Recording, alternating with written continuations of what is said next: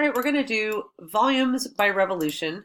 We're going to start by setting up the graphs. So for 18, I am being told that I have the function y equals x squared, which we can all graph, the line, vertical line, x equals 2, and the horizontal line, x equals 0, and it's going around the x-axis. So this looks familiar from our lesson in class.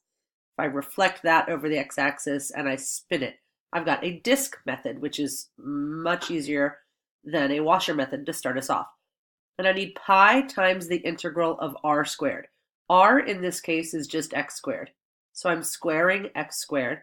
And then my limits of integration are from 0 to 2. So this is kind of a nice, easy problem to start us off.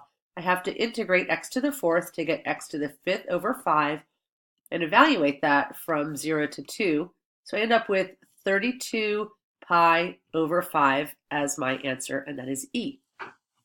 So number 19, let's go ahead and graph the same setup, except I have x squared, the vertical line x equals 2, and the y-axis, and the x-axis, the line y equals 0. This time I'm spinning it around the y-axis. So when I mirror reflect, and I create that spin motion, I have a washer method. So I need a big R and I need a little r.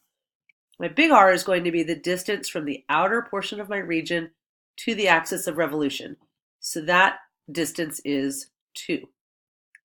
The little r is the distance from the inner portion of the region to the axis of revolution. So in order to do that, I need to take my y equals x squared term, or function, and write it in terms of y. So it'll be x equals the square root of y, and that gives us just this right half here. That's all I need. So I need rad y minus 0. So little r is rad y. So now I'm going to set up pi times big R squared minus little r squared. So I have 2 squared minus the square root of y squared dy. And my limits of integration on the y-axis start here at 0, and they go up to whatever this point is. And I get that point from plugging 2 into x squared. So I know that that point is 2, 4. So on the y-axis, I have 4. So let's work this out. I have pi times the integral of 4 is going to 4y. And then square root of y squared is just y. So that integrates to y squared over 2.